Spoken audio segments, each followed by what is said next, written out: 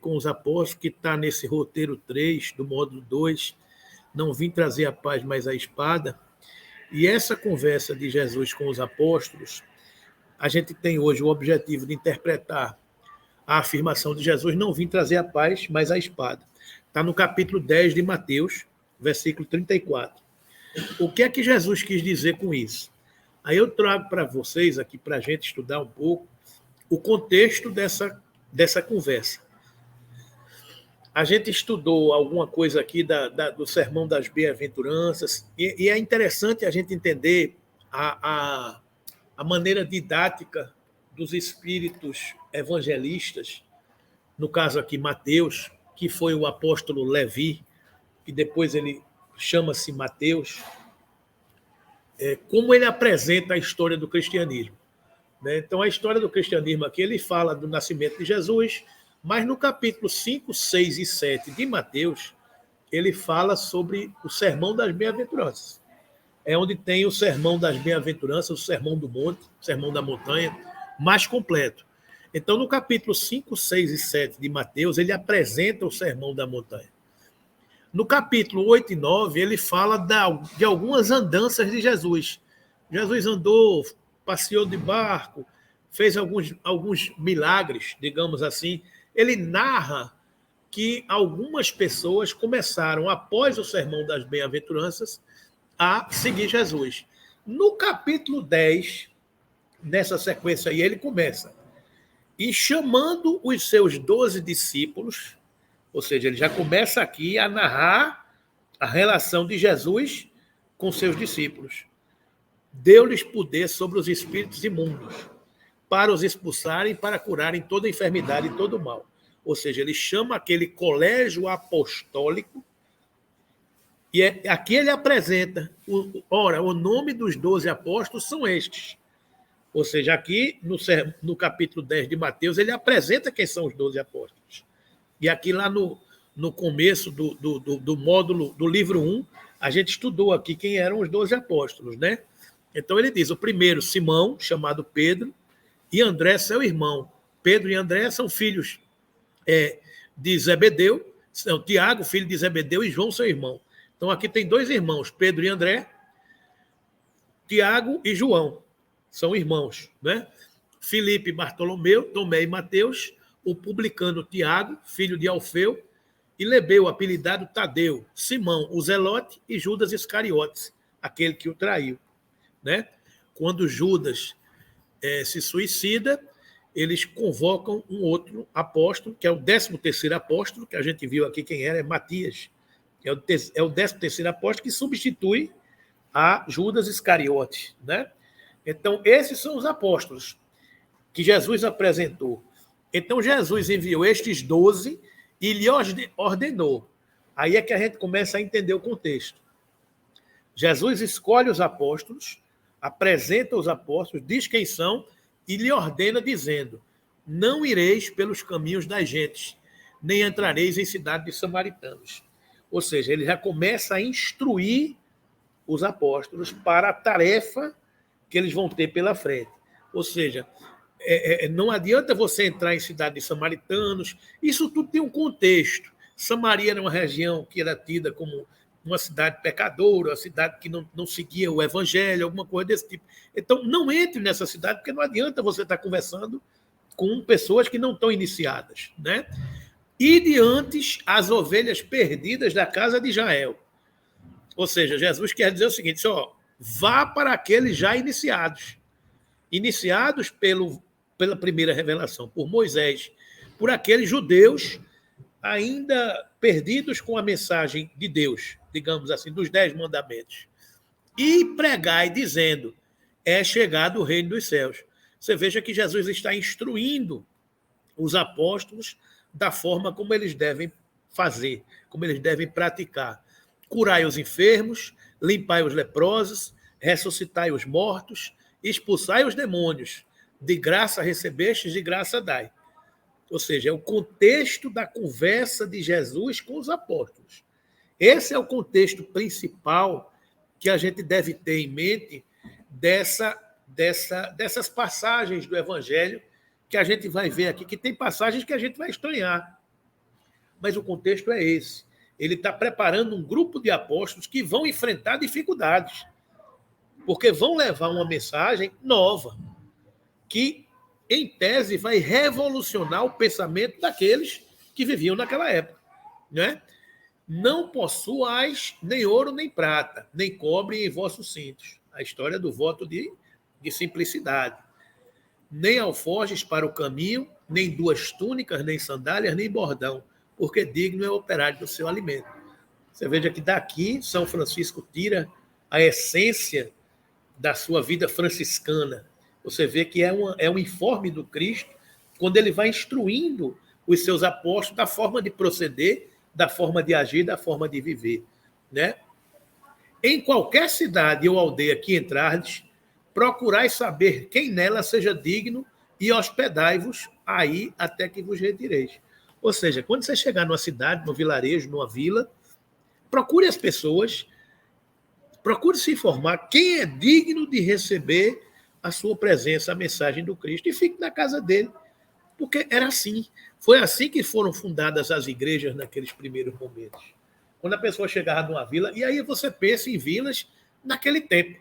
Você vê que na passagem do Evangelho, você vê que nos evangelhos que são estudados na igreja, às vezes os padres sempre começam naquele tempo, né? Então, é sempre uma referência ao que vivíamos naquela época. Então, por exemplo, Nazaré, a cidade onde Jesus nasceu, onde Maria e José moravam. Nazaré era uma vila de 20 a 30 casas. Então a gente imagina Nazaré, a cidade de Nazaré que Jesus nasceu. Um vilarejo de 20 a 30 casas. Era um arruado de 300 metros. Então é a dimensão das coisas que a gente vive. E naquele vilarejo, naquele núcleo, nasceu Jesus, né? Não nasceu lá porque ele nasceu em Belém de Judá, porque naquela época, quando havia o censo do Império Romano, eles ordenavam que as pessoas voltassem para os seus lugares de origem. Então, como José era de Belém de Judá, José e Maria foram para Belém de Judá. E como não tinha vaga nas hospedarias, porque estava tudo cheio, eles se hospedaram numa hospedaria e ficaram no estábulo, porque não tinha quarto. E foi nessa noite que Maria deu à luz e que veio Jesus. Mas Maria e José moravam em Nazaré, né? Então, esse é o contexto. Quando você chegar num vilarejo, procure saber naquele vilarejo quem é digno de receber a mensagem do Cristo. E se hospede lá, até que você se retire. Então, foi assim que, por exemplo, Paulo, enquanto ainda Saulo, nas suas viagens, procurava na casa das pessoas e se hospedava lá. E começava a pregar o evangelho. Não tinha livro, não tinha nada disso. Eles informavam de boca, né? Daí a tradição da gente ver até hoje muitos protestantes ter o evangelho decorado. Isso é versículo tal, capítulo tal, porque naquela época era comum que o evangelho fosse passado de pai para filho, de avô para filho, porque a pessoa decorava, porque ele aprendia com aqueles versos dos pequenos exemplares escritos que se tinha. Porque os pequenos exemplares escritos que se tinha eram rolos de pergaminhos que alguém copiava por um escriba. Escriba era aquele homem que escrevia e que fazia a escrita do que se estava dizendo. Então, por exemplo, Paulo, enquanto Saulo, recebeu umas cópias do Evangelho de Levi, hoje Mateus, para estudar algumas passagens do Evangelho. Por exemplo, nas sinagogas, os anciões dos doutores da lei, os doutores do templo, guardavam as 7 chaves e, como grande tesouro, as escrituras do Evangelho de Moisés. Então, tanto é que quando Pompeu invadia o templo de Jerusalém e queria invadir o templo e passou com os cavalos nas escadarias, passou por cima do doutor da lei e invadiu uma sala sagrada que tinha lá dentro. Ele pensava que ia encontrar ali um tesouro de ouro, de moedas, mas o tesouro para os judeus era o rolo dos pergaminhos e das escrituras, a escritura sagrada. Então, para os judeus, o sagrado era o texto evangélico escrito no pergaminho, né? Então é por isso que eles decoravam o Evangelho, capítulo 1, capítulo 2, e aí não tinha capítulo 1, capítulo 2. Essa ordenação de capítulo, versículo veio no século 3, no século 4. Era o escrito de carreirinha. Né? Então a gente fica imaginando qual era o capítulo de Mateus. Que conversa de Mateus? Mateus escreveu o Evangelho no ano 70, ano 80, depois. E a divisão por capítulos e versículos veio muito tempo depois. Então, são situações que a gente tem que contextualizar a informação. Né? Então, o Evangelho que se tinha era uma história contada de carreirinha. Né? Então, esse era o contexto. Então, por isso que as pessoas decoram essa história e se reuniam para discutir a interpretação do Evangelho. Não é interessante? Então, daí vem, por exemplo, a nossa cultura de até hoje a gente discutir as coisas, ser polêmico. Ah, não, ele não quis dizer isso, não, ele quis dizer aquilo. Ah, eu acho que foi isso. Aí você passa a noite todinha discutindo um assunto que está escrito lá, e não, eu entendi desse jeito. Não, o cara quer dizer outro. Por isso que Jesus, com 10 anos de idade, entra no templo e vai sentar com os doutores da lei para interpretar a passagem do Evangelho. E todo mundo fica encantado com a sabedoria daquela criança. Né? Então, Jesus entra no templo, os doutores da lei. Por que eles são doutores da lei? De que lei? Do Evangelho. Eles sabiam mais, eles ensinavam mais, eles conheciam mais aquele Evangelho. Então, eles eram doutores da lei por isso, porque eles se reuniam com a multidão e pregavam. E dizia que Josué queria dizer isso, que Jó queria dizer isso, que Jeremias queria dizer isso, que Elias queria dizer isso. Os profetas. Né? Eles eram inspirados para interpretar o que foi dito nos evangelhos escritos pelos profetas e por Moisés. Não é? E quando Jesus vem, e com 10 anos de idade, na Páscoa, ele se perde dos pais. A Páscoa é uma cerimônia judaica de comemoração da libertação do povo hebreu para o Egito, né? Do Egito. Então, a Páscoa, essa cerimônia, Jesus sai do encontro dos seus pais e quando eles vão procurar Jesus, cadê Jesus? Jesus está no templo discutindo com os doutores da lei. É o que narram as escrituras. E ali ele ensinava, e ali ele dizia a interpretação da lei de Moisés e dos profetas. Então, daí essa capacidade que as pessoas tinham de decorar o que estava dito nas escrituras. Né? Então, Jesus diz que quando você entrar numa cidade, você vai ensinar isso às pessoas da casa e as pessoas vão se encantar com isso e fundem naquela casa um núcleo do pensamento do cristianismo, desse movimento libertador de transformação de almas. Foi isso que Saulo fez. Nas suas 5 viagens, saiu fundando as diversas igrejas nas diversas cidades que ele visitou. Não é? E aqui, após o advento do dia de Pentecostes, aquela história de que os apóstolos ficaram tristes, Jesus deu poder aos apóstolos, ó, vão pregar. E quando você forem pregar, ele dá essas instruções. Né? Quando entrar numa casa, saudai-a. E se a casa for digna, desça sobre ela a vossa paz. Mas se não for digna, tome para vós a vossa paz. Vá, se te for digna, a sua paz eu vos dou. Né? É como o Matuto até hoje diz, quando entra numa casa, vai, louvado seja nosso Senhor Jesus Cristo. Ou seja, é uma forma de expressão quando você entra numa casa. Se aquela casa for digna, deixa a sua paz. Louvado seja nosso Senhor Jesus Cristo. Aí quem lá de dentro diz, para sempre seja louvado. Ou seja, é aquela forma de relacionar das tradições. Não é? É. E o cumprimento o cumprimento dos que seguem, por exemplo, o cumprimento dos franciscanos era paz e bem.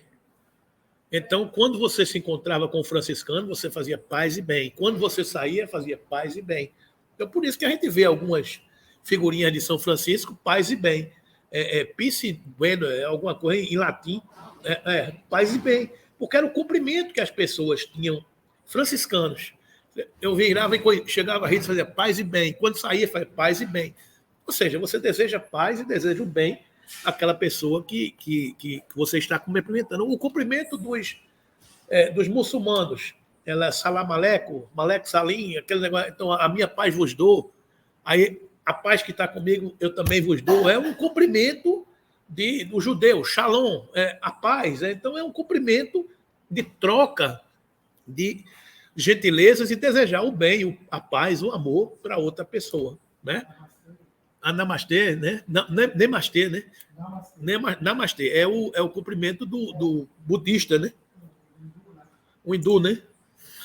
E se ninguém vos perceber, nem escutar as vossas palavras, saem. E é interessante, Vinícius, que é aquilo que a gente estava conversando ontem. As palavras têm luz, as palavras têm encanto. Então, a forma de você falar já. Então, você dizer namastê, então já é uma forma de você se revestir de doçura, de brandura e desejar aquilo para o outro, né? Os cumprimentos dos mais antigos faz o Deus que está em mim, saúda o Deus que está em você. Então, é sempre uma forma de você se relacionar com o próximo e transmitir aquela cordialidade para o outro, por onde você passe. Então, fazendo referência ao que a gente estudou na semana passada, que brilhe a vossa luz. Ou seja, é aquela capacidade que a gente tem de pegar a luz que está dentro de você e botar no velador. Não deixar expandir. Então, onde você passar, brilha a vossa luz. Então, essa que é a oportunidade que a gente tem de ser luz em todo canto que a gente está passando, né? E se ninguém vos receber, nem escutar as vossas palavras, saindo daquela casa ou cidade, sacudir o pó dos vossos pés. Ou seja, bate o pé e vai-te embora, porque nem o pó daquela cidade você quer levar, né? Em verdade vos digo que no dia do juízo haverá menos rigor para os pais de Sodoma e Gomorra do que para aquela cidade.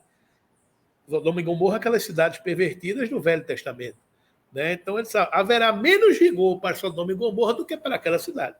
Jesus é incisivo, diz, quem não quis me receber vai pagar um preço. Talvez a gente esteja vendo hoje alguns lugares onde se jogou fora a mensagem do Cristo, respondendo e responderá pela forma que se jogou fora a mensagem do Cristo, né? Eis que vos envio como ovelhas ao meio de lobos. Começa a alertar os apóstolos do que eles enfrentarão. Portanto, sede prudente como as serpentes e simples como as pombas. Ou seja, você numa terra de estranhos, de pessoas que vão te tratar com ostensividade, com agressão, seja prudente, como as serpentes. Mas seja simples, seja brando, seja pacífico, como as pombas. Não é? Acautelai-vos, porém, dos homens, porque eles vos entregarão aos sinédrios e vos açoitarão nas suas sinagogas. Ou seja, esse povo que tu vai viver, ele vai te entregar ao sinédrio e vai te açoitar na sinagoga. Fique certo que vai acontecer isso.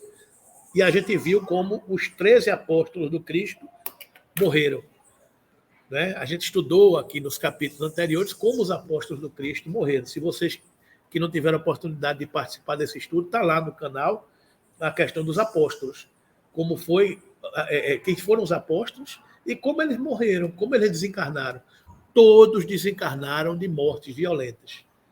Escalpelados, cortados pelo meio, jogados de cima, queimados na fogueira.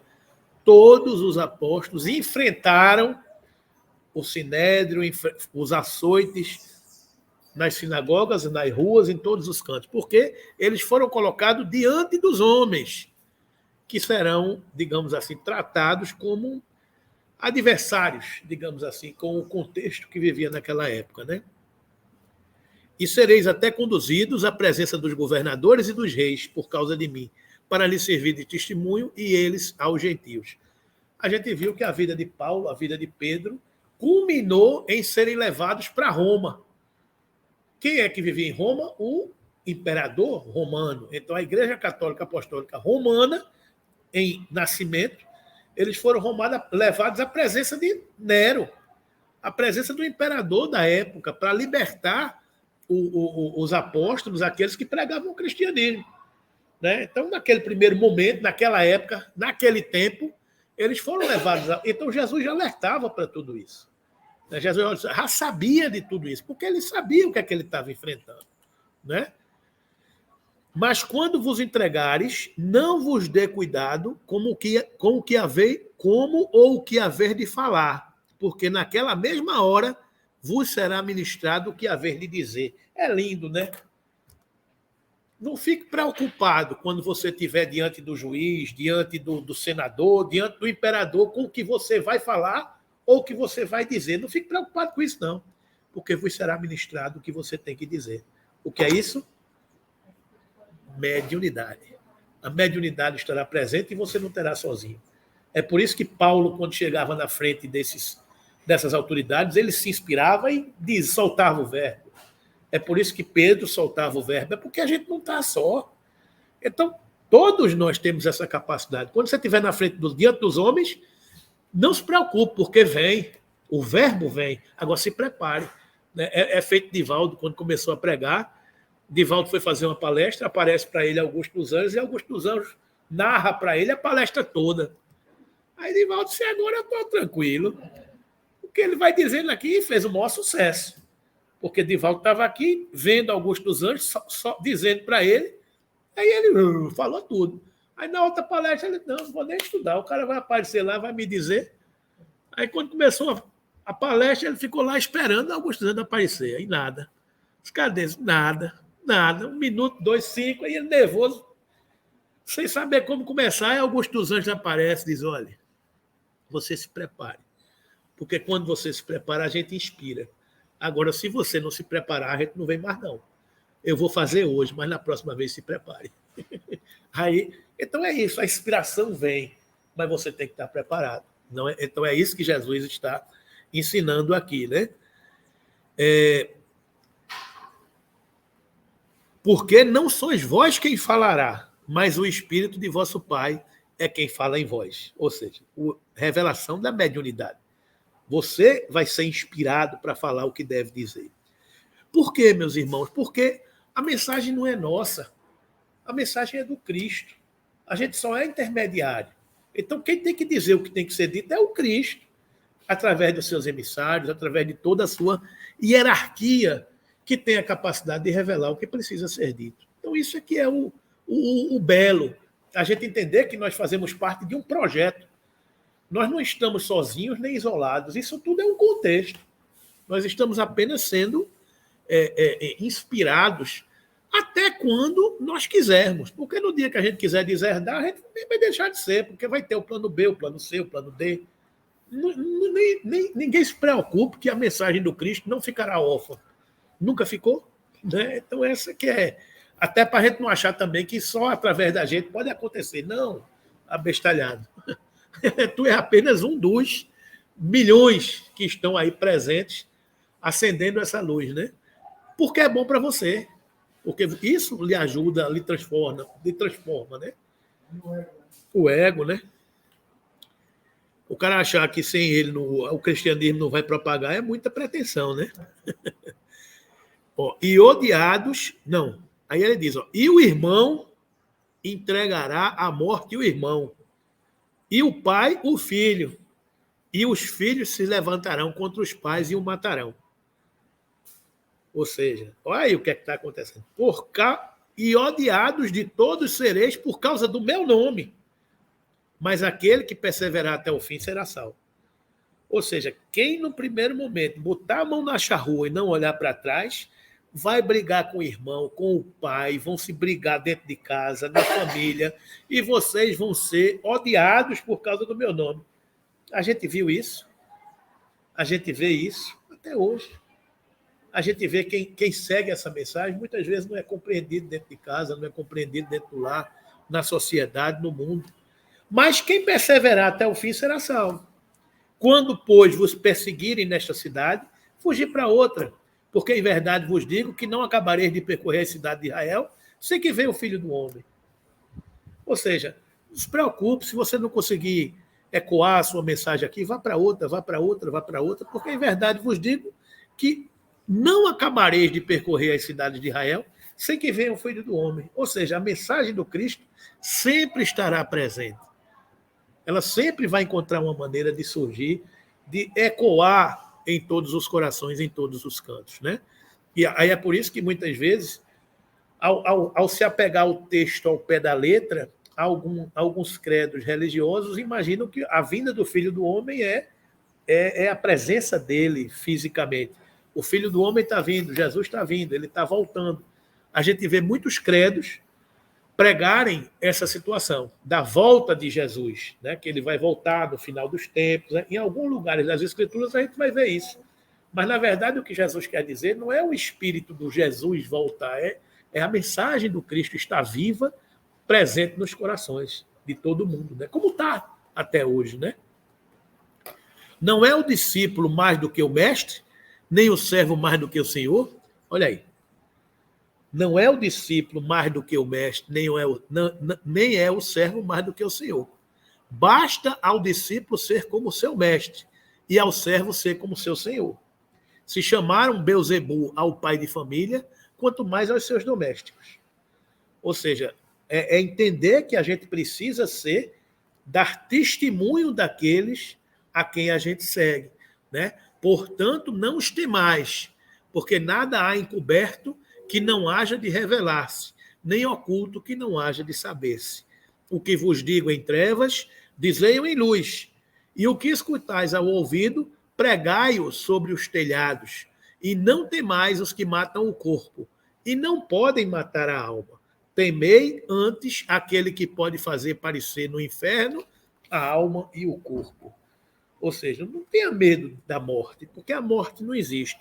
Tema primeiro aqueles que vão infernizar o espírito, perturbando. Essa é que é a colocação de Jesus aqui. Esses é que são perigosos, né?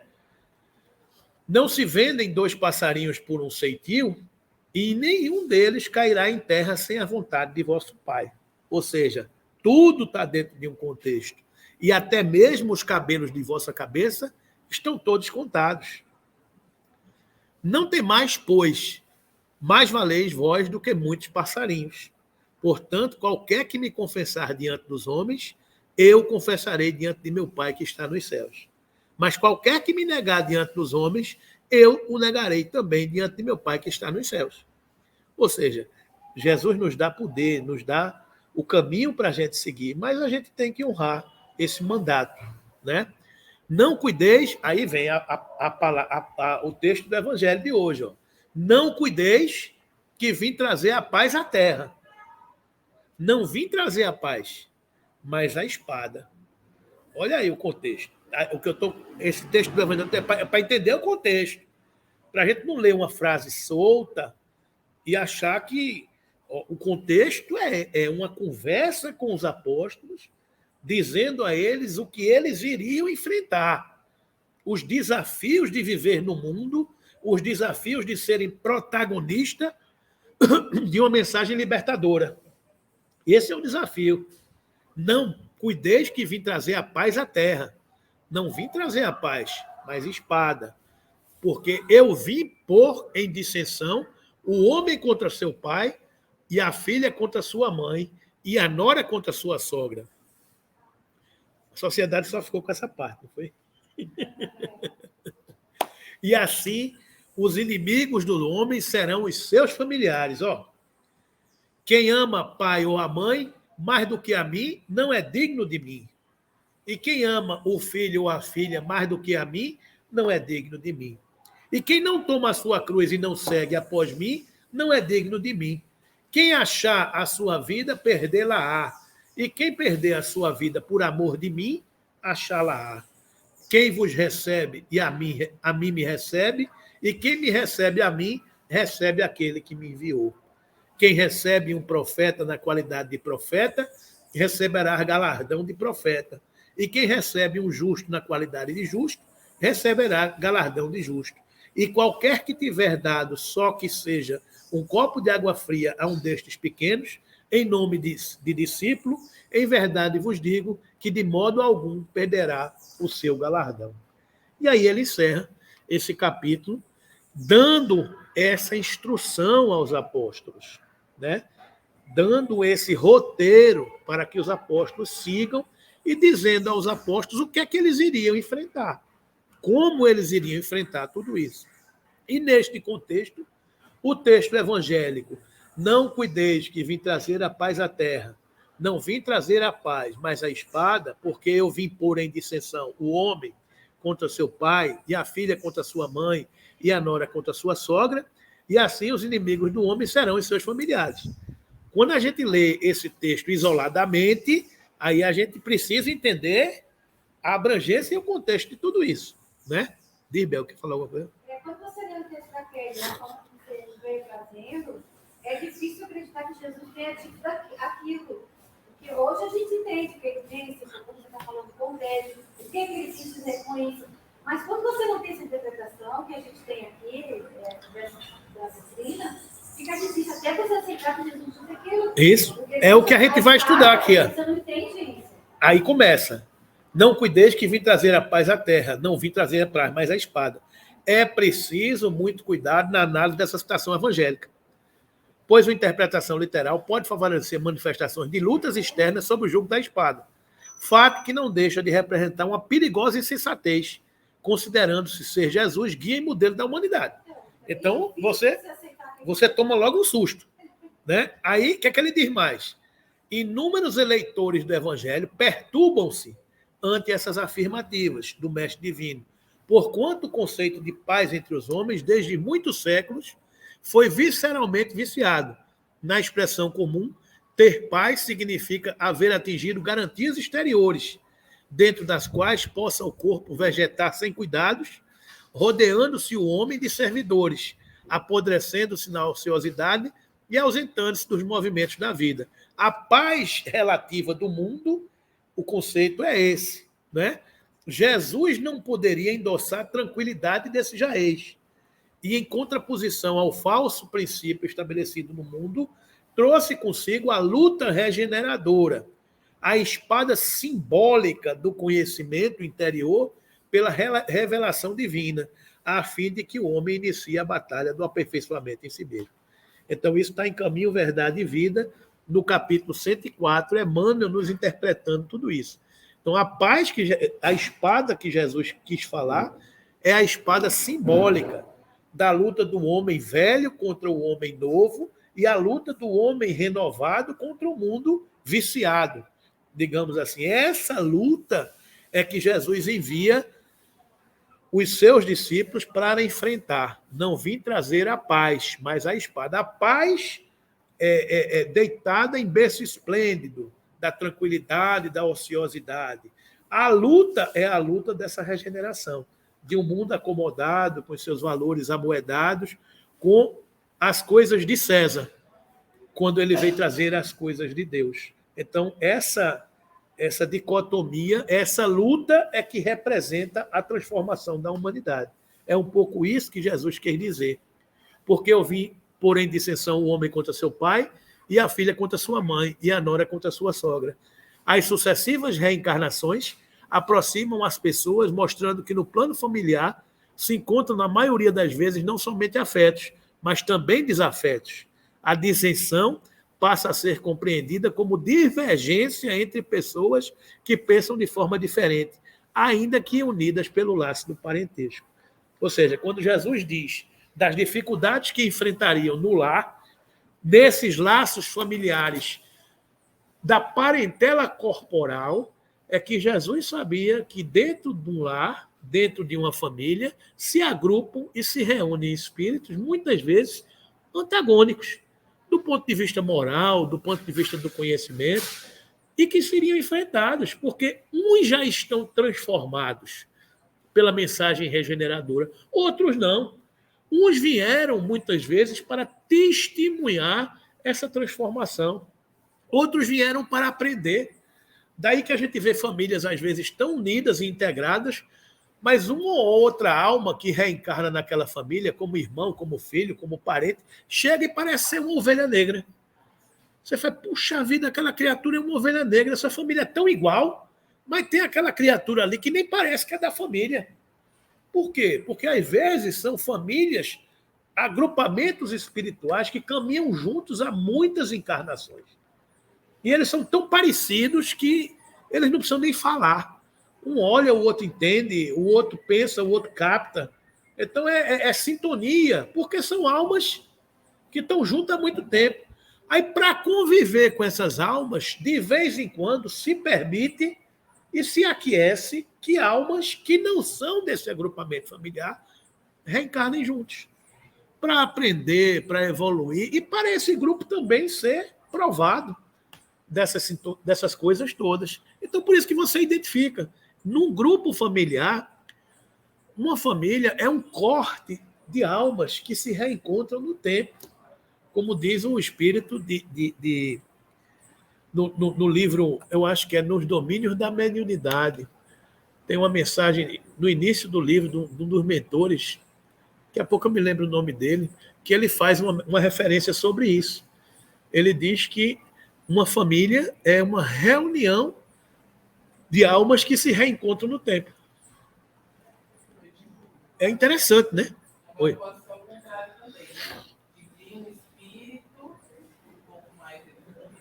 Sim, sim, sim, sim. É. Pode. Pode tudo. Na verdade. O Consolador não fala que filhos adotivos dessa família, filhos espirituais adotivos. Sim. Ele fala esse caso que você falou, ele colocou esse nome, filhos espirituais adotivos. É porque a gente sabe que há um planejamento. A gente sabe que há um planejamento. Então, num planejamento encarnatório, você, em tese, você combina linhas gerais. Aí eu vou ser o marido, você vai ser a mulher e vai reencarnar Joãozinho, Mariazinha e Luluzinha. Joãozinho, Mariazinha e Luluzinha combinaram que iriam reencarnar. Quantas histórias a gente vê no contexto de André Luiz? De almas que se reencarnam, que combinam, que vão nascer juntas e que têm tarefas a executar. Né? Agora, nem sempre essas almas são espíritos afins. Boa parte delas tem resgates, tem histórias de luta para aquecer. Daí, muitas vezes, a dificuldade e a demora de você convencer. Porque se numa determinada existência eu traí a minha esposa, ou a esposa me traiu, ou eu matei meu filho, ou meu filho me matou, e o amor de Deus é tão grande que ele nos dá a condição de reencarnarmos juntos para superar essas mazelas, porque não é só necessário perdoar, é necessário vivenciar, porque a vivência é que vai apagar, digamos assim, aquela falta. Está lá no Código Penal da Vida Futura, no capítulo 7 no capítulo 7 da primeira parte do livro Céu e Inferno. O Código Penal da Vida Futura. É arrepender-se, recomeçar, vivenciar. Não é só se arrepender diante de uma falta. Porque se fosse só se arrepender, era muito fácil, né? Ah, não, me perdoe, eu matei, mas me perdoe. Sim, tá bom, você matou, eu lhe perdoo. Agora vamos vivenciar? É preciso vivenciar. Porque essa vivência do amor é que fará com que essa mágoa impregnada no perispírito se liberte. Ela só será apagada por amor. E esse amor é vivência. Então, muitas vezes, uma alma que foi muito machucada por outra, seja qual for o contexto, ela combina nascer. Mas combina porque foi convencida, porque disse que ia, porque disse que era dar certo, e aí fica naquela. Aí quando chega na hora, pai, eu não vou não. Não, você vai, vou nada, vou não vou. E aí desiste, às vezes. Eu já conversei com espíritos, na nossa reunião, espíritos que estavam grávida, mãe grávida, e o espírito dizendo na reunião mediúnica, não vou desistir. Não vou porque não quero, não aceito, não quero mais não, vou desistir. Aí acontecem os abortos espontâneos, né? O aborto espontâneo é o espírito que desistiu, porque não quis aceitar a prova naquela hora. Depois vem, de novo, é convencido, ganha um tempo, vai, tal. São as coisas de Deus, são as coisas das leis de Deus que acontecem quando a gente entende e compreende essa lei. Então, família é isso. Às vezes vem um espírito que tem a tarefa de dizer, não, eu sou dessa família, eu já saí, já viajei o mundo, já desenvolvi musculatura espiritual, Então eu vou voltar para aquele núcleo familiar e vou ajudar aquela família. Só que às vezes o espírito disse, rapaz, eu achava que eu era forte, mas menino, a carga é grande. Mas, veja, é aquela história. Você pode até desistir. Mas o mérito de você levar a termo é tão grande que às vezes você dá saltos no teu planejamento encarnatório. Tu ia receber 10 moedas, mas se tu segurar a onda, tu vai receber 20. Porque o testemunho foi tão grande que é aquela história. Não, eu combinei com o meu irmão que a gente ia segurar a onda nessa encarnação. E que a gente ia receber mais 2 outros irmãos virados. Mas a gente disse que um ia segurar o outro e a gente ia se ajudar e ia levar a família adiante. No meio do caminho, o irmão desistiu. Aí um ficou sozinho. Eu disse, mas rapaz, agora eu vou levar sozinho esse barco. Vê o contexto. Tinham 2 que disseram que iam reencarnar juntos para um ajudar o outro, porque ninguém vem só. Ninguém vem só. A gente vê a história do Evangelho. Jesus precisou de João Batista, precisou de Maria, precisou de Jesus. Precisou dos apóstolos, né? Jesus precisou de tudo isso aí. Minha filha, estou no Evangelho aqui no Peixotinho. É urgente, não? Sim, tchau. Então, minha mãe doente tem que estar sempre atento. Então, Jesus precisou desse apoio. Então, às vezes, você tem um contexto, um marido e uma mulher reencarnam juntos, ó, eu vou receber essa tropa aí, ó, vem 4. E esses 4 são desafetos nossos, meus, seus, nossos. Mas a gente vai junto. Nós somos 2 pilares para sustentar uma história dessa. Aí, no meio do caminho, um desiste. Aí a mãe olha assim e fala, mas rapaz, o caba correu.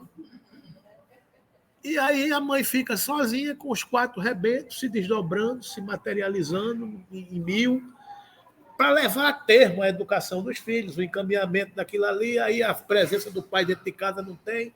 Aí aquela luta. Aí, no sono, a mãe fala, pelo amor de Deus, me ajude, eu vou correr. Aí os mentores falam, rapaz, não faço não, mas a gente tá junto, a gente vai ajudar, a gente vai chegar lá. Aí, de vez em quando, vem um que não tem nada a ver com a história e começa a ajudar no caminho, ajuda a levar a bagagem. Porque é aquela história, só, vamos levar essa mesa aqui. Aí eu digo, ó, Vera, eu pego aqui, tu pega ali, é pesado, mas dá para a gente levar. A gente está levando a mesa, aí tem que levar até o final do auditório. Aí no meio do caminho, Edmundo faz, Vera, dá para mim, mas não, leva só. Aí Vera sai toda troncha, se equilibrando com a mesa nas costas, para, descansa, respira um pouquinho. Como é que leva? Como é que atravessa? Aí aparece os Simão Sirineus. Lembra de Simão Sirineu? A passagem do Cristo, quando ele estava levando a cruz pela via sacra.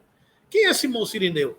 É um desconhecido na cena de Jesus, mas é alguém que sai da multidão para ajudar o Cristo a carregar a cruz. Aí aparece o Simão Sirineu, às vezes é um vizinho, às vezes é um amigo, às vezes é um colega de faculdade, é um colega de trabalho. Aparecem essas almas que ajudam você a carregar a sua cruz. E é mérito para todo mundo. Então, a família, gente, é esse desafio de almas que se reencontram no tempo e que estão nesse contexto todo aí para a gente entender. Daí a dificuldade quando Cristo diz, porque eu vim pôr em dissensão o homem contra o seu filho, contra a sua mãe, o pai, a nora e contra a sua sogra. Então esse é o desafio. Esse é o desafio. É você conseguir entender tudo isso. A dissensão é por quê? Porque um não gosta do outro? Não, é porque um feriu o outro. Um está transformado com a mensagem, o outro ainda não está. Então, essa dificuldade advém daí, de valores que são diferentes. Muito importante. E a base de tudo, como você falou. Eu, antes de conhecer o Espiritismo, eu me achava melhor pessoa do mundo. Assim, a questão de perdão. Porque eu sempre me relacionei bem com as pessoas. Eu achava que perdoava. Só que quando aconteceu, eu falava, não, eu perdoei. Você vai devolver os outros lá e não perdoei, né? A gente quer sempre estar ali com o caminho. Não, eu perdoei, mas eu falava assim, eu só não quero ficar perto. perdoei. Eu achava que eu tinha perdoado. Eu não desejava mal, mas eu falava É como diz um amigo, aquela pessoa é gente boa, mas se você puder evitar, evite. aí, não, mas não vamos fazer tudo. Eu falei, não, eu não quero fazer.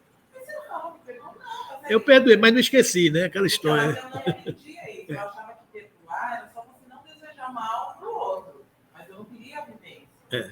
Então, o estudo me trouxe essa abertura, Amplitude, né? essa luz. É. Que, né, a gente precisa realmente ter essa vivência. É porque é aquela história, né? Quem é a nossa família? É a família universal. Quando a gente olha da perspectiva do espírito, todos nós somos irmãos. Assim, hoje eu visto vermelho e você veste azul, tudo bem. É o seu contexto, é a sua situação, é o seu momento. Mas um dia todo mundo vai vestir branco. Nem é azul, nem é vermelho, é branco. Todos nós ainda estamos equivocados enquanto caminhamos, porque ainda nutrimos paixões. E as paixões são da matéria. As paixões ainda não são de Deus. Né?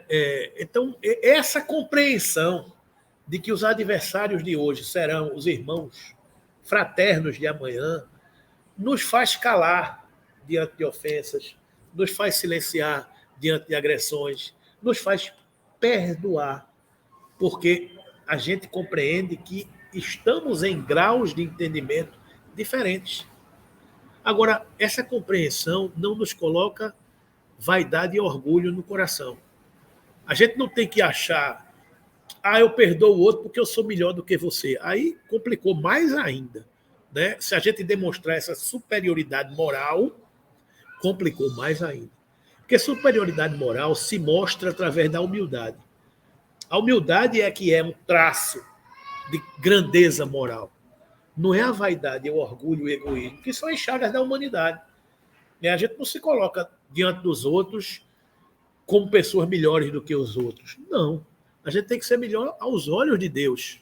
Né? E quem tem que achar que nós somos melhores não somos nós, são os outros. Né? Pela nossa capacidade que a gente tem de vivenciar esse momento. Então, daí o desafio que o Cristo coloca, que cabe essa interpretação. E é isso que a gente está falando. Né? E assim os inimigos dos homens serão os seus familiares.